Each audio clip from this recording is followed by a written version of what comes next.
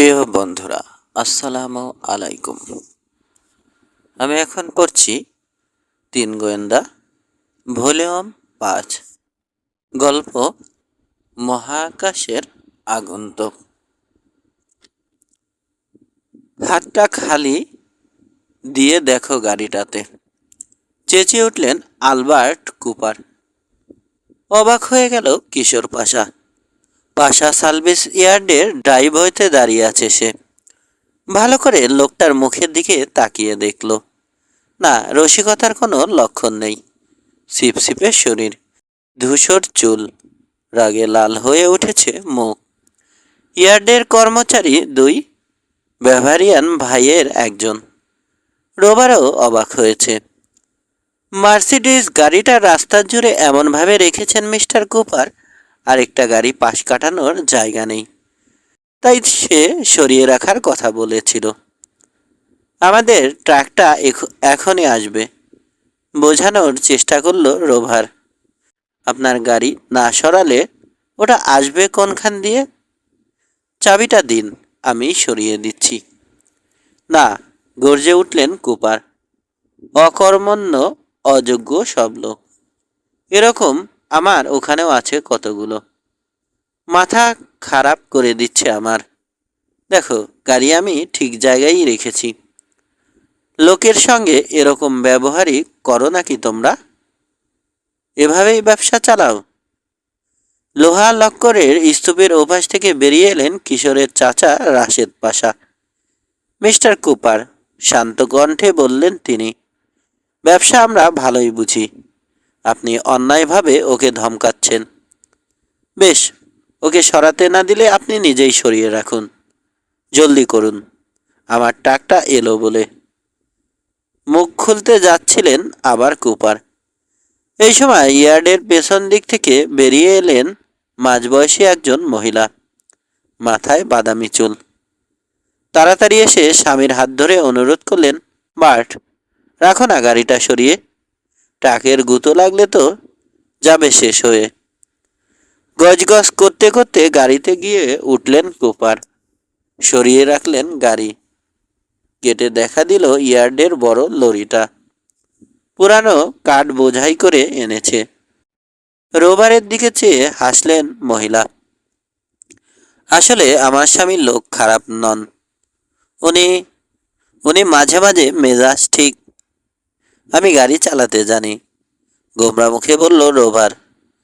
এখানে অনেক বছর ধরে আছি। মিস্টার পাশাকে জিজ্ঞেস করে দেখুন না, কখনো অ্যাক্সিডেন্ট করেছে কি না। ঝটকা দিয়ে ঘুরে হেঁটে চলে গেল সে। রাগ করেছে বেচারা। সেদিকে চেয়ে বললেন মিসেস কুপার।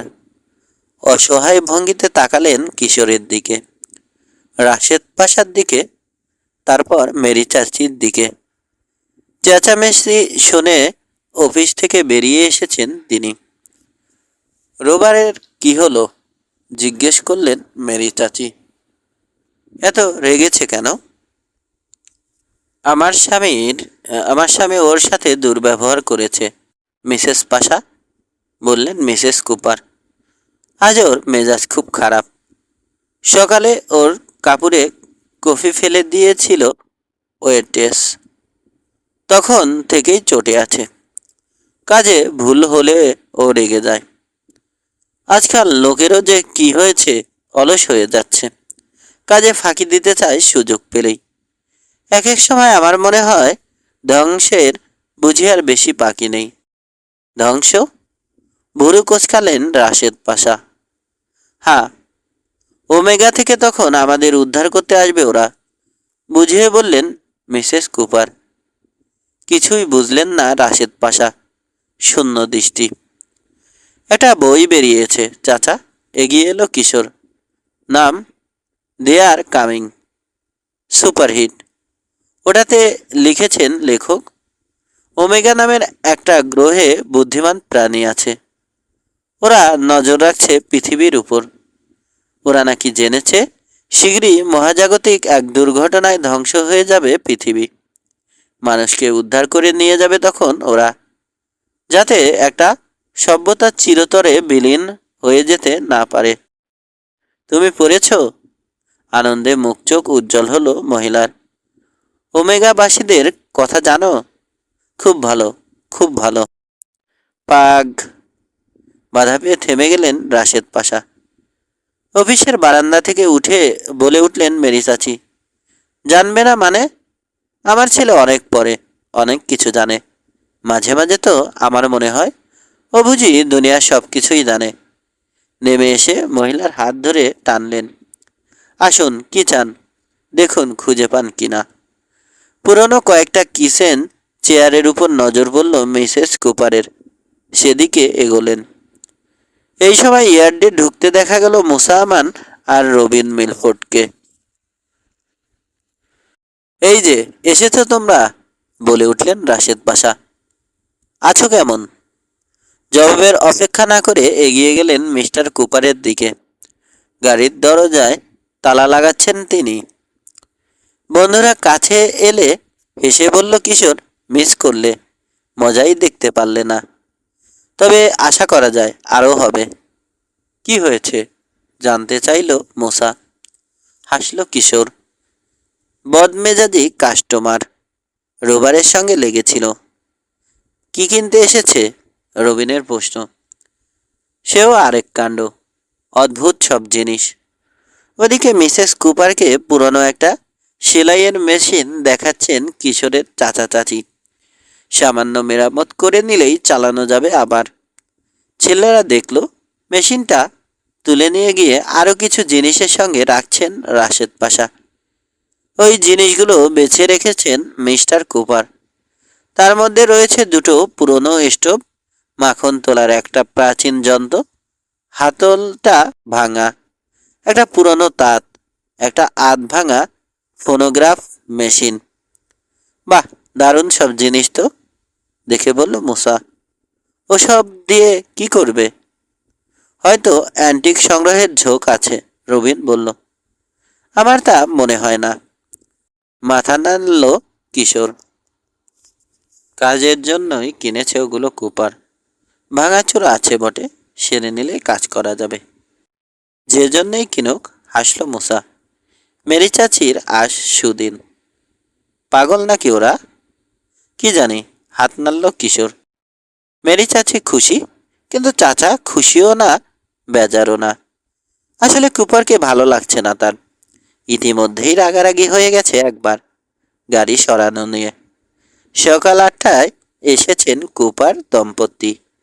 ইয়ার্ডের গেট বন্ধ দেখে চেঁচামেচি শুরু করেছেন মিস্টার কুপার। চাচাকে দেখেই বলে উঠেছেন, দুপুর পর্যন্ত যারা ঘুমায় তাদেরকে দিয়ে দুনিয়ার কিচ্ছু হবে না। তাই, বলল রবিন। মাথা ঝোঁকালো কিশোর। তার ধারণা দুনিয়ার সব লোক তার সঙ্গে মিথ্যে বলার জন্যে, তাকে ঠকানোর জন্যে ব্যস্ত হয়ে উঠেছে। তবে মহিলাকে বেশ ভালোই মনে হচ্ছে। চিন্তিত দেখালো রবিনকে। কুপার না? পত্রিকায় কয়েক হপ্তাহ আগে একটা আর্টিকেল বেরিয়েছিল। কুপার নামের কোটিপতি এক লোক উত্তরে কোথায় যেন একটা রাঞ্চ কিনেছেন। খাবার থেকে শুরু করে নিত্য প্রয়োজনীয় যত জিনিস সব নিজের খামারে তৈরি করার পরিকল্পনা নিয়েছেন। এজন্যই বুঝি মাখন তোলার মেশিন, বলল মুসা।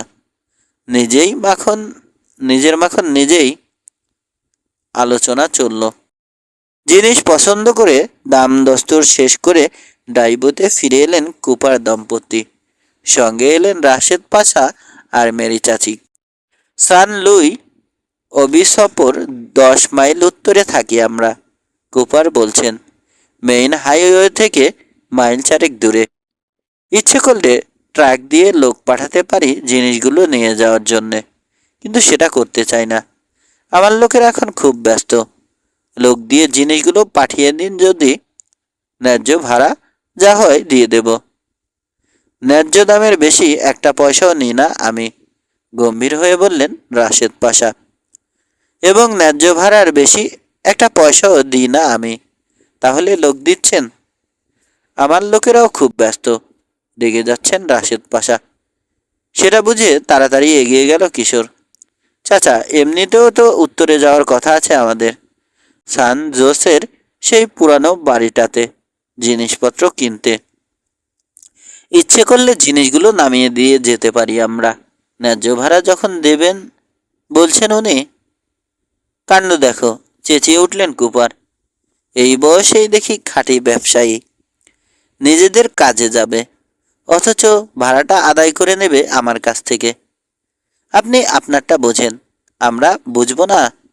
শীতল কণ্ঠে বললেন রাশেদ পাশা। ঠিক আছে, পৌঁছে দেব জিনিস। এখান থেকে ট্রাক ভাড়া কত জানেন তো? দর কষাকষি করে একটা রফা হলো অবশেষে। ঠিক হলো বরিশ যাবে, সঙ্গে যাবে কিশোর। সান জোসের বাড়িটা থেকে মাল পছন্দ করে সেই কিনবে। সরে এসে নিচু গলায় দুই সহকারীকে জিজ্ঞেস করলো কিশোর, তোমরা যাবে? অসুবিধে কি? মুসা বলল, মাকে এখান থেকেই একটা টেলিফোন করে দেব। রবিন জানালো তারও অসুবিধে নেই। কণ্ঠস্বর আরও খাদে নামিয়ে জিজ্ঞেস করলো, কিন্তু ব্যাপারটা কি বলো তো? এত আগ্রহ কেন তোমার? অদ্ভুত দম্পতি, জবাব দিল কিশোর। কিরকম জায়গায় থাকেন দেখতে চাই। নিজের ঠোঁটে চিমটি কাটল। এত পুরনো জিনিসপত্র কি ব্যবহারের জন্যে? মিস্টার কুপার কি সবসময় অমন রেগেই থাকেন? মিসেস কুপারও কি সত্যি বিশ্বাস করেন উদ্ধারকারীরা আসবে? উদ্ধারকারী? মুসার প্রশ্ন। ওরা আবার কারা? ভিন গ্রহে বাসী অতি বুদ্ধিমান প্রাণী। ঠাট্টা করছো নাকি? রবিন বলল। না, বলল কিশোর। কে জানে, হয়তো সত্যি ভিন গ্রহ থেকে আসবে ওরা। স্পেসশিপে করে নিয়ে যাবে আমাদের। বেশ মজাই হবে কিন্তু তাহলে। 2 দুপুরের পর রওনা হলো ওরা। বড় ট্রাকটায় বোঝাই করে নিয়েছে মিস্টার কুপারের জিনিসপত্র। কোস্ট হাইওয়ে ধরে উত্তরে চলেছে ট্রাক। পেছনে মালপত্রের সাথে বসেছে 3 গোয়েন্দা। গাড়ি চালাচ্ছে বরিশ। আর্টিকেলটা পেয়েছো? জিজ্ঞেস করলো কিশোর। হ্যাঁ, এই যে।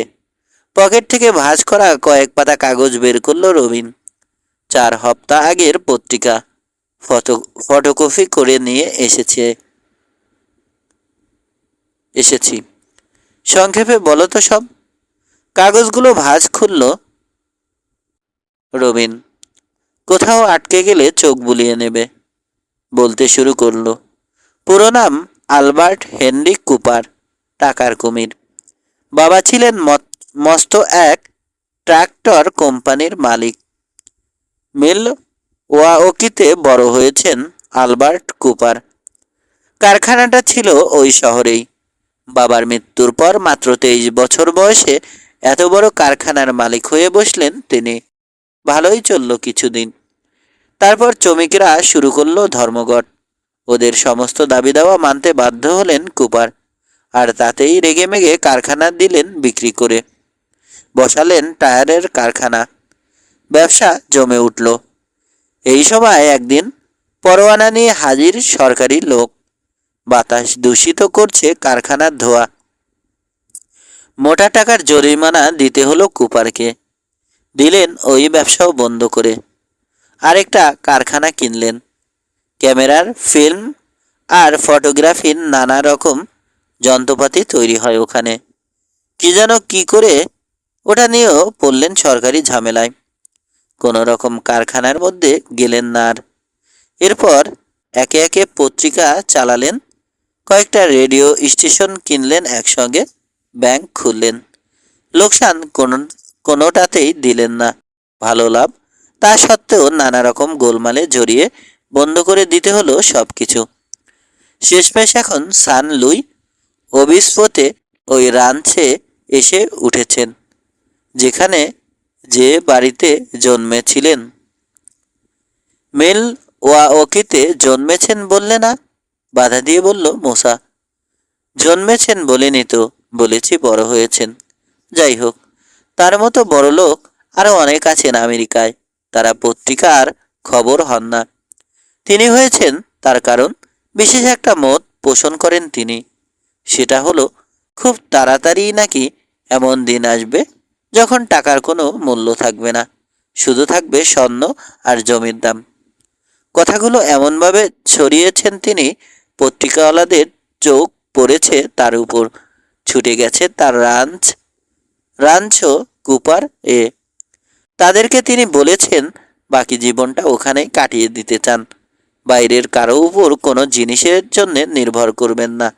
বাঁচতে হলে একজন মানুষের যা যা দরকার, মানে নিত্য প্রয়োজনীয়, সবই তৈরি করে নেবেন নিজের রাঞ্চে।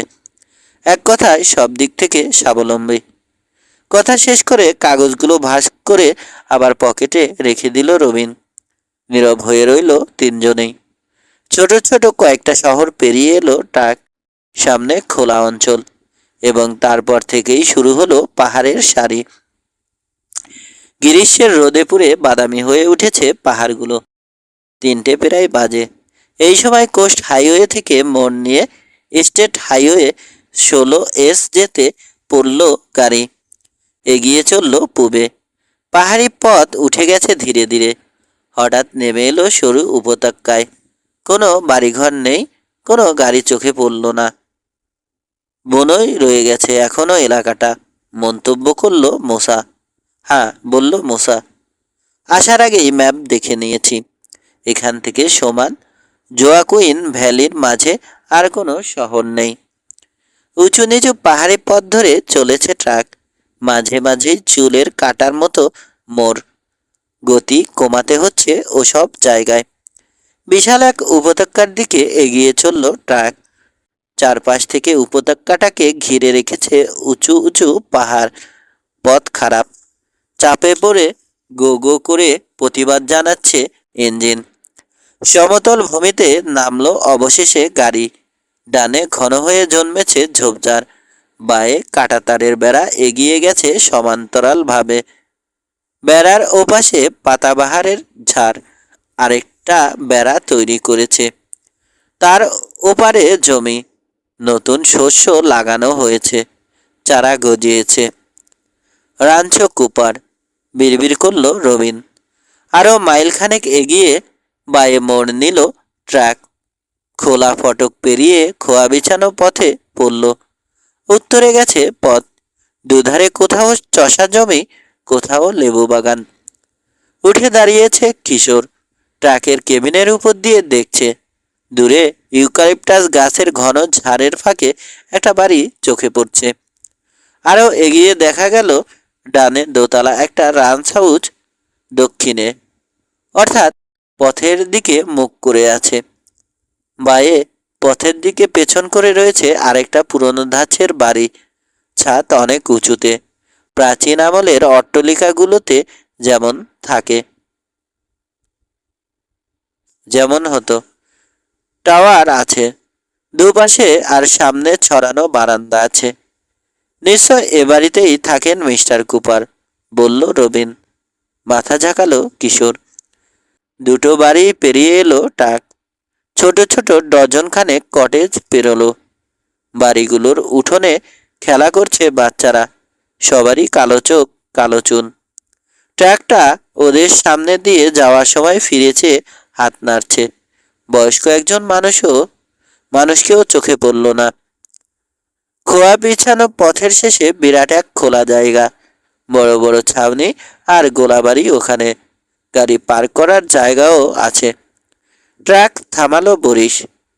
বেড়া দেয়া একটা ছাউনির দরজায় দেখা দিল একজন মানুষ। লাল চুল, লাল মুখ, হাতে একটা ক্লিপ বোর্ড। কাছে এসে জিজ্ঞেস করলো, পাশা সার্ভিস ইয়ার্ড থেকে? বরিশ জবাব দেওয়ার আগে ট্রাকের পেছন থেকে লাফিয়ে নামলো কিশোর। আমি কিশোর পাশা। এরা দুজন আমার বন্ধু, মোসা আমান আর রবিন মিলফোর্ড। বরিশের পরিচয়ও দিল সে। হাসলো লালচুল লোকটা। আমি ড্যাম সান, মিস্টার কুপারের ফোরম্যান। ওকে, ড্রাইভিং সিট থেকে বলল বরিশ।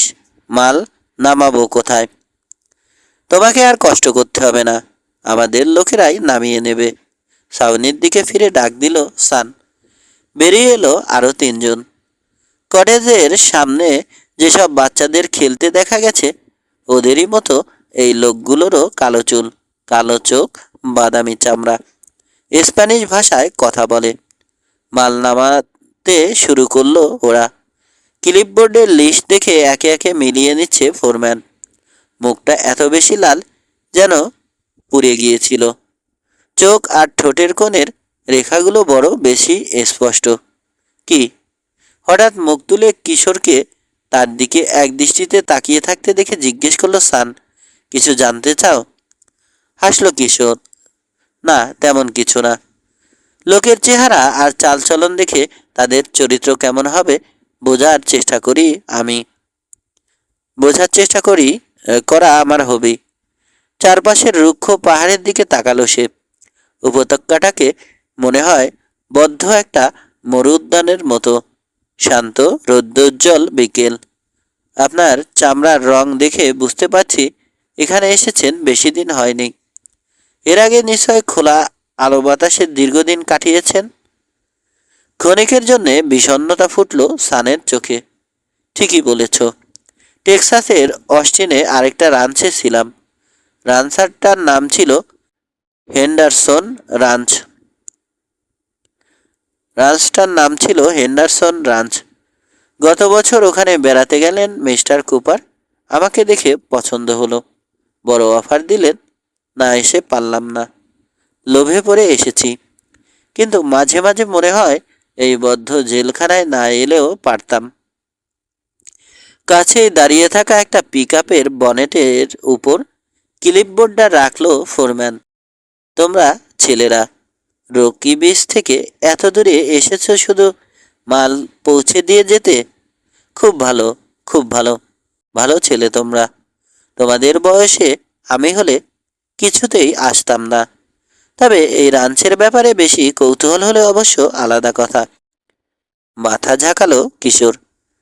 মানে বুঝে নিয়ে হাসলো সান। ঠিক আছে এসো, দেখাচ্ছি। দেখার অনেক কিছু আছে এখানে। পথ দেখিয়ে ছেলেদেরকে একটা ছাউনিতে নিয়ে এলো সান। ওখানেই রাখা হয়েছে ইয়ার্ড থেকে আনা জিনিসগুলো। মস্ত এক ভাড়ার দেখলো ওরা, যেটার চাল পর্যন্ত গিয়ে ঠেকেছে। ঠাসাঠাসি হয়ে আছে নানা রকম জিনিসপত্র। এই যেমন মেশিনের পার্টস, চামড়া, কাপড়ের রোল। ভাড়ারের পাশে ছোট একটা বিল্ডিং, ওটা মেশিন শপ। হ্যান্স কাপলিং নামে এক তরুণের সঙ্গে পরিচয় করিয়ে দিল ফোরম্যান। ভোতা নাক লোকটার। আমাদের গাড়ি আর অন্যান্য যন্ত্র চালু রাখে হ্যান্স, বলল সান। সেও আগে এখানে ছিল না। বড় বড় পাওয়ার প্ল্যান্ট আর ইরিগেশন সিস্টেমের ডিজাইন করতাম, কিন্তু লোকে পাত্তা দিত না। শিক্ষাগত যোগ্যতা কমতো। 10th গ্রেডের পরেই স্কুল ছাড়লে তাকে কে আর দাম দেয় বলো? ভালো চাকরি কি আর দেয়?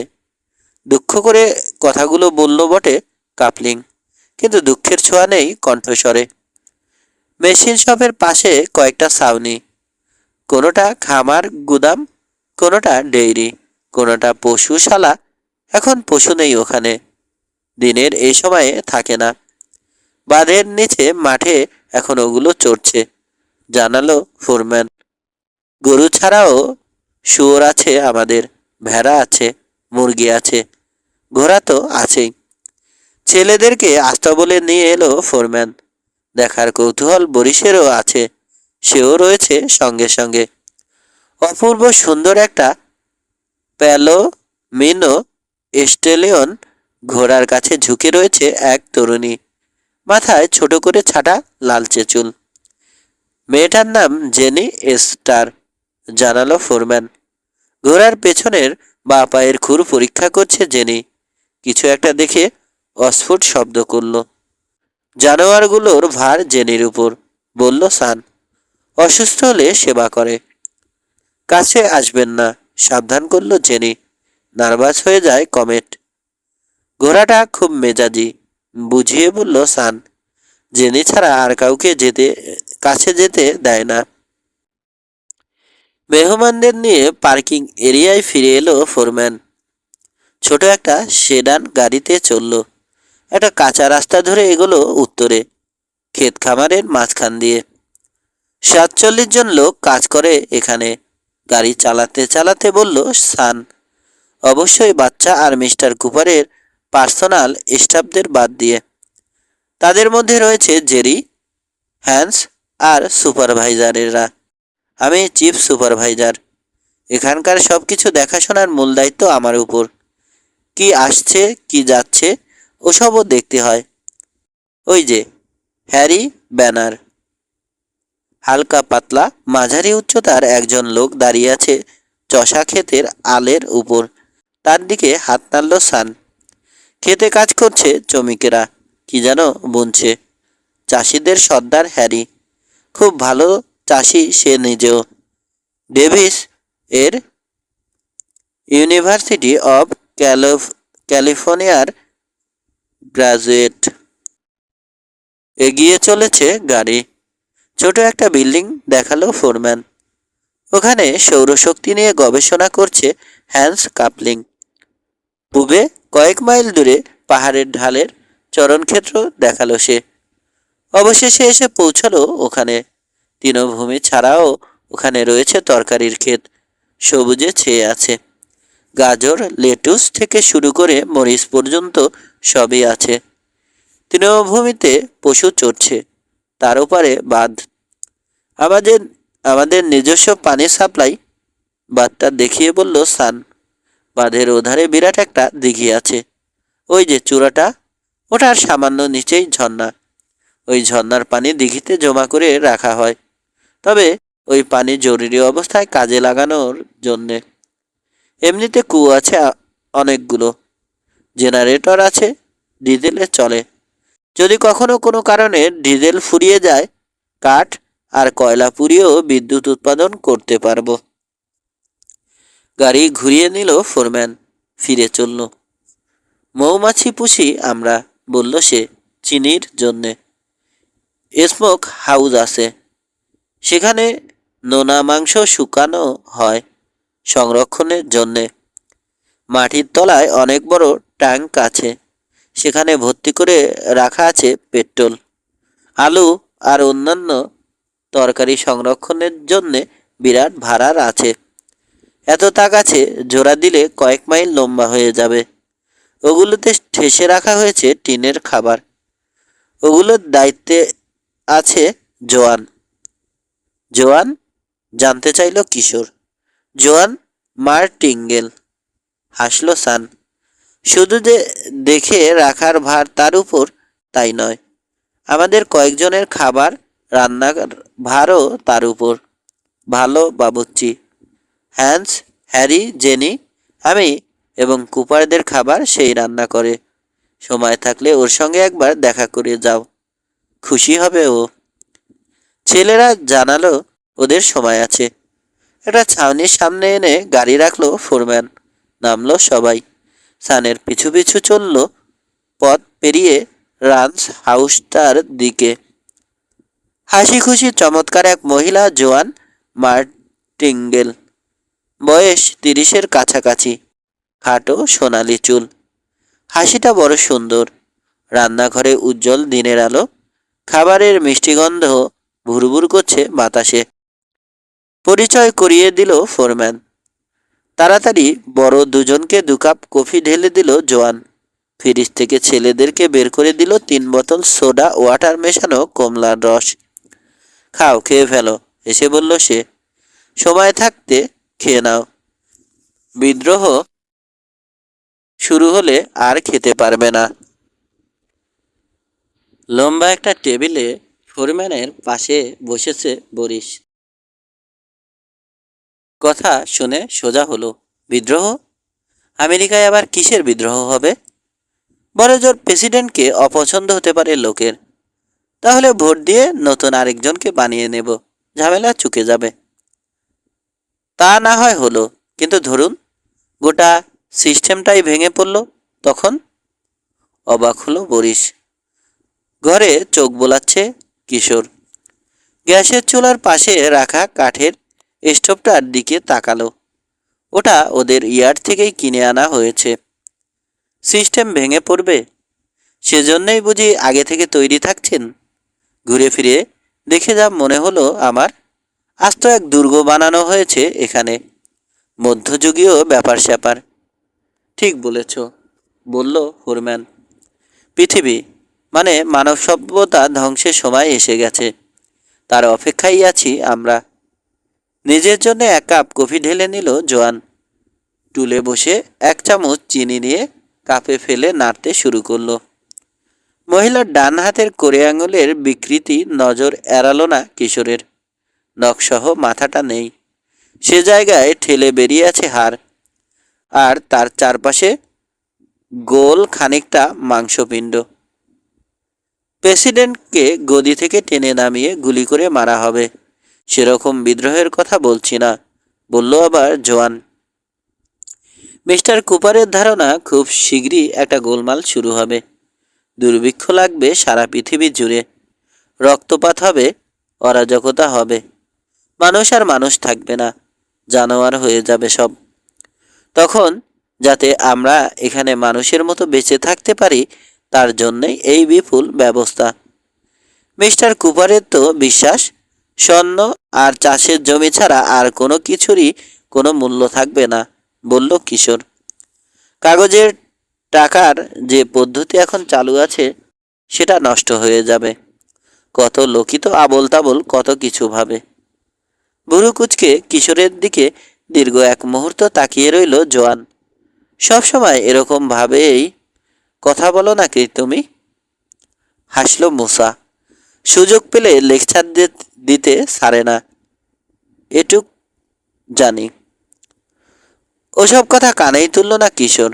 জোয়ানের দিক থেকে চোখ ফেরালো ফোরম্যানের দিকে, তারপর আবার মহিলার দিকে চেয়ে জিজ্ঞেস করলো, আপনাদের কি ধারণা পৃথিবীর শেষ দিন মানে কেয়ামত খুব কাছাকাছি? না, তা অবশ্য ভাবি না, জবাব দিল জোয়ান। তবে আমার মনে হয়, যোগ করল ফোরম্যান, মিস্টার কুপার সেরকমই ভাবেন। তার ধারণা জনসাধারণের সমস্ত ব্যাপারে সরকার যেরকম নাক গলাতে আরম্ভ করেছে, যে কোনো দিন খেপে উঠবে জনতা। তাছাড়া আজকাল লোকে নাকি আর কাজ করতে চায় না, যে যেভাবে পারছে ফাঁকি দিয়ে চলেছে। এত আলসেমি চলতে থাকলে ঠোঁটে আঙুল রাখলো জোয়ান। আসতে পারি? পর্দার ওপাশ থেকে শোনা গেল মহিলা কণ্ঠ। নিশ্চয় মিসেস কুপার। তাড়াহুড়ো করে উঠে দাঁড়ালো জোয়ান। আসুন আসুন, কফি খাচ্ছিলাম, আপনাকে চা দেব? দরজার পর্দা সরিয়ে ঘরে ঢুকলেন মিসেস কুপার। না থ্যাংক ইউ। ছেলেদের দিকে চেয়ে হাসলেন। তোমাদেরকে রান্নাঘরে ঢুকতে দেখেছি তাই এলাম। আরও কিছুক্ষণ থাকো না, আমাদের সঙ্গে ডিনার খেয়েই যাও। ঘড়ি দেখলো বরিশ। কিশোর, 5টা বেজে গেছে, আমাদের যাওয়া উচিত। জোয়ানের দিকে ফিরলেন মিসেস কুপার। আজ তাড়াতাড়ি ডিনার সেরে ফেলতে পারি আমরা, পারি না? অবাক হলো জোয়ান। পারি। তাহলে এই হলো। হাসলেন আবার মিসেস কুপার। চট করে দুই সহকারীর চোখের দিকে তাকালো কিশোর। কথা হয়ে গেল চোখে চোখে। আমার অসুবিধে নেই, বলল মুসা। আমারও না, বলে বরিশের দিকে ফিরল ডোমিন। ভাববেন না, সান জোসেতে ঠিকই পৌঁছাতে পারবো আমরা, না হয় কয়েক ঘন্টা দেরি হলোই। তাহলে জোয়ান, ওই কথাই রইল। 5:30টায় ডিনারে বসছি, বললেন মিসেস কুপার। বেরিয়ে গেলেন তিনি। সিঁড়িতে পায়ের শব্দ। রান্স হাউস থেকে নেমে যাচ্ছেন। আমার এসব ভাল লাগছে না, কিশোরের দিকে চেয়ে বলল বরিশ। আমাদের যাওয়া উচিত। যাব তো, বলল কিশোর। 1 ঘন্টা দেরিতে এমন আর কি ক্ষতি হবে?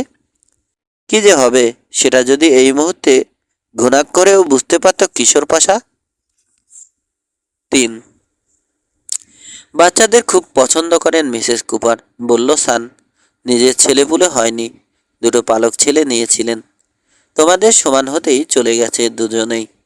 একজন এখন একটা গানের দলে ড্রাম বাজায়, আরেকজন আছে বিগ সারে কাঠের খেলনা বানিয়ে টুরিস্টদের কাছে বিক্রি করে, অবসর সময়ে কবিতা লেখে। খাইছে, বলে উঠল মুসা। মিস্টার কুপার কি বলেন?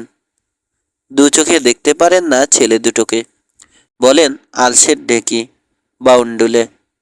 হেসে 3 গোয়েন্দাকে হুঁশিয়ার করলো জোয়ান। খবরদার, ডিনারে বসে তার সামনে উল্টো পাল্টা কিছু করবে না, শান্ত থাকবে। ভদ্রভাবে খানা খাবে। মিসেস কুপারকে ভয় নেই, কিন্তু মিস্টার কুপার রাগলে র্যাটল চেনেকের চেয়ে খারাপ হয়ে যান। সাংঘাতিক বদমেজাজি। অস্বস্তি ফুটল বরিশের চোখে। তাহলে বাপু, তার সামনে যাওয়ারই দরকার নেই আমার। হাত নাড়ল সে। আমি এখানেই থাকবো। খাওয়ারও দরকার নেই, তোমরা গিয়ে খেয়ে এসো। জোয়ানের দিকে তাকালো। আমি এখানে থাকলে কোনো অসুবিধা হবে? না, অসুবিধা কি? এখানেই আপনার খাবার বেড়ে দেব। ছেলেরা গিয়ে খেয়ে আসুক ওখান থেকে। কাটায় কাটায় 5:30 রান্স হাউস থেকে বেরিয়ে ডাইবোয়ে পেরিয়ে বড় বাড়িটার দিকে চলল তিন গোয়েন্দা। দরজা খুলে দিলেন মিসেস কুপার। এগিয়ে নিয়ে গিয়ে বসালেন একটা বৈঠকখানায়। পুরনো ধাঁচের চেয়ার, সোফা, মকমলে মোড়া গদি। মিস্টার কুপার ওখানেই আছেন। বিরক্ত হয়ে গজর গজর করছেন। টেলিভিশন সেটটার নাকি কি হয়েছে? ছবি নেই, কিচ্ছু নেই, খালি ফোসফাস করছে। আনমনে ছেলেদের দিকে একবার হাত নাড়লেন। কোত্থেকে এগুলোকে? হঠাৎ থেমে গেলেন। স্কুলে পড়ো না? শেখো কিছু? পড়াশোনা করো, নাকি খালি আড্ডা মারো আর ঘুরে বেড়াও? কুকড়ে গেল রবিনার মূসা। কিশোর কিছু একটা বলতে যাচ্ছিল, এই সময় একদিকের দরজায় দেখা দিল এক মেক্সিকান মহিলা। জানালো ডিনার রেডি। উঠে মিসেস কুপারের বাহুতে হাত ঢুকিয়ে দিয়ে তাকে প্রায় টেনে নিয়ে চললেন মিস্টার কুপার। পেছনে চলল ছেলেরা। সত্যি ভালো রাঁধে জোয়ান। খেয়ে মনে মনে প্রশংসা না করে পারল না কিশোর। ধীরে ধীরে খাচ্ছে আর মিস্টার কুপারের লেকচার শুনছে। প্লাস্টিক জিনিসটা যে কী পরিমাণ খারাপ সেটাই ব্যাখ্যা করে বোঝাচ্ছেন তিনি। চামড়ার জায়গা যে দখল করেছে প্লাস্টিক, আর তুলোর সুতার জায়গায় পলিস্টার, এটা মোটেও পছন্দ নয় তার। তারপর বললেন উইপোকা দমন ইন্সপেক্টরকে নিয়ে। বোঝো কাণ্ড, উইপোকায় ক্ষতি করছে সেটা দেখার জন্য ইন্সপেক্টর রাখে। একজন দুজন নয়, শয়ে শয়ে। ব্যাটাদের কোনো কাজকর্ম আছে? কিচ্ছু নেই, খালি খায় আর ঘুমায়। ফুলে উইয়ের রানী হচ্ছে এক একটা। আর ওই মোটর মেকানিকগুলো একটা গাড়ি ঠিকমতো ঠিক করতে পারে? স্বামীর কথা শেষ হওয়া পর্যন্ত অপেক্ষা করলেন মিসেস কুপার। তারপর শুরু করলেন তিনি। তার পালক ছেলেদের গুণের তারিফ করলেন শতমুখে। কবিতা লেখে যে ছেলেটা, তার তো নাকি গুণের সীমাই নেই। আরে দূর, ধমকে উঠলেন মিস্টার কুপার। কবিতা? ওটা তো একটা আস্ত গর্ধব। কবিতা দিয়ে কি হয়? কি হয়? খেয়ে দে বসে বসে তো আর কাজ নেই, খালি পাগলামি। বার্ট ডিয়ার, কোমল কণ্ঠে বললেন মিসেস, তোমার চিবুকে ঝোল লেগেছে। একটা ন্যাপকিন নিয়ে থুতনি ঘষতে লাগলেন মিস্টার কুপার। এই সুযোগে আবার শুরু করে দিলেন মিসেস কুপার তার পালক ছেলেদের গুণগান। গানের দলে এত ভালো ড্রাম বাজায় ছেলেটা যে কি বলবো। আসবে, এই আসছে আগস্টেই আসবে, বাজিয়ে শোনাবে আমাদের। বিষম খেলেন যেন মিস্টার কুপার। রাগে লাল হয়ে যাচ্ছে মুখ। আস্ত এক রাম ছাগল ওটা। স্বামীর কথা যেন শুনতেই পেলেন না মিসেস কুপার। জানো, আমাকে চিঠি লিখেছে। আগস্টে আমাদের এখানে একটা সম্মেলন হবে তো। সম্মেলন না ছাই, পাগল ছাগলের দল। কি করে না করে তার ঠিক নেই। টকটকে লাল হয়ে উঠেছে মিস্টার কুপারের মুখ। দ্য ইউনিভার্স মিশনের বার্ষিক সম্মেলন হবে এখানে, বলে গেলেন মিসেস কুপার। আগস্টে। কিশোরের দিকে চেয়ে হাসলেন। নিশ্চয় মিশনটার নাম শুনেছ। তুমি তো অনেক বই পড়ো। ওটার যারা সদস্য সবাই বিশ্বাস করে উদ্ধারকারীরা আসবে ওমেগা গ্রহ থেকে। আমাদের কপাল ভালো হলে চাই কি দে আর কামিং বইয়ের লেখক মিস্টার গ্রেগরিসনও এসে পড়তে পারেন। চুপি চুপি একটা কথা বলে রাখি, এমনও হতে পারে তিনি আমাদের পৃথিবীর মানুষই নন, হয়তো ওমেগারই লোক, জাহান্নামের লোক। চেয়ারে হেলান দিলেন মিস্টার কুপার। ছেলেদের দিকে তাকিয়ে বললেন, গত বছর করেছে কি জানো? দ্য ইউনিভার্স মিশনের পাগলগুলো গিয়ে এক গমের খেতে আস্তানা গাড়ল, বিরাট প্যান্ডেল টানালো। তারপর শুরু হলো বক্তৃতা। এক বেটা বলল, আমাদের পৃথিবীটা নাকি ফাঁপা, সেখানে অতি বুদ্ধিমান এক জাতের প্রাণী বাস করে। আরেক বেটি উঠল মঞ্চে, উঠেই শুরু করলো যত সব আজগুবি কথাবার্তা। লোকের চোখ দেখে নাকি অতীত বর্তমান ভবিষ্যৎ সব বলে দিতে পারে, সূচকে মন্ত্র পড়ে পানির উপর ভাসিয়ে রাখতে পারে। তারপর উঠল এক ছোকরা, আপেলের মতো টসটসে গাল, খালি খায়, কাজকর্ম করে না তো কিছু, তাই ওরকম হয়েছে। উঠল, উঠে চোখ বন্ধ করে শুরু করলো শুধু আউম আউম। ইচ্ছে হয়েছিল এক চর মেরে দাঁতগুলো সব ফেলে দিই। সম্মেলনে গিয়েছিলেন আপনি? ফস করে বলে বসলো মুসা। যেতে বাধ্য হয়েছি। আমার বেগম সাহেব তো হয়ে গেছেন ওদেরই একজন। তা হন, তাতে আমার কোনো আপত্তি নেই। যেখানে খুশি যান, তাতেও অমত করব না। কিন্তু আমি সঙ্গে থাকব। পাগলের হাত থেকে বাঁচাবে কে নইলে? সঙ্গে থেকেও কি পারি? এই তো সেবার ঠেকাতে পারলাম কই। ফুসলে ফাসলে ঠিক ওর মুখ থেকে কথা আদায় করে নিল, আসছে গরমে এখানে এসে সম্মেলন করবে। আমি সঙ্গে ছিলাম, তাতেই এই অবস্থা। না থাকলে বোঝো কি হতো। বেশ বড় ধরনের সম্মেলন হবে। হাসি ছড়িয়ে পড়েছে মিসেসের মুখে। জানো, কণ্ঠস্বর খাদে নামালেন, অনেকেই জানে জানে উদ্ধারকারীরা এখন আমাদের উপর কড়া নজর রাখছে। হ্যাঁ, রাখছে। মুখ ভ্যাংচালেন মিস্টার কুপার। তবে তারা উদ্ধারকারী নয়, চোর ডাকাত আর সরকারের লোক। তবে আমিও তৈরি, আসুক একবার, বাপের নাম ভুলিয়ে ছাড়ব। কিশোরের দিকে করুণ চোখে তাকালো মুসা। এই চাউনির অর্থ, ভাই আর যে পারছি না, বাঁচাও, কিছু একটা করো। উঠে দাঁড়ালো কিশোর। অনেক ধন্যবাদ আপনাদেরকে ডিনারে দাওয়াত করার জন্যে। এখন তো যেতে হয়। বরিশ বসে আছে ওদিকে। এখন রওনা না হলে সান জোসেতে পৌঁছতে দেরি হয়ে যাবে।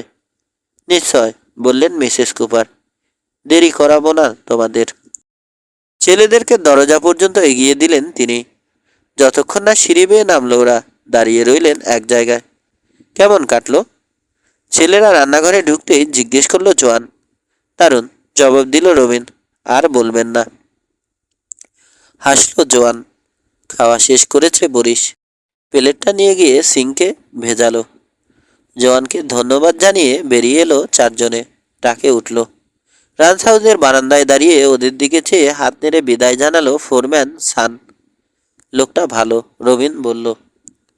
ভালো ওরা কম বেশি সবাই, বলল মুসা। বদ্ধ হলো গিয়ে ওদের মনিবটা, উন্মাদ। খোয়া বিছানো পথ ধরে এগিয়ে চলেছে ট্রাক। মাইলখানেক দূরের ফটকের কাছে এসে গতি কমতে কমতে থেমে গেল একেবারে। কেবিনের দরজা খোলার শব্দ হলো। শোনা গেল বরিশের ডাক, কিশোর, ব্যাপার কি? পেছন থেকে লাফিয়ে নামলো তিন গোয়েন্দা। রাস্তার উপর দাঁড়িয়ে আছে একজন লোক, পরনে সামরিক পোশাক, কোমরে গুলির বেল্ট, হাতে রাইফেল, মাথায় ধাতব হেলমেট, ছড়ি। বলল সে, রাস্তা বন্ধ। কেন? জিজ্ঞেস করলো কিশোর। জানি না, জবাব দিল সৈনিক, কম্পিত কণ্ঠ, যেন কোনো কারণে ভয় পেয়েছে। আমার উপর আদেশ আছে, কেউ যেন যেতে না পারে, রাস্তা বন্ধ। এক হাত থেকে আরেক হাতে রাইফেলটা সরাতে গিয়ে পিছলে গেল। ধরল আবার। ট্রিগারে আঙুলের চাপ লেগে বিকট শব্দে ফুটল বুলেট।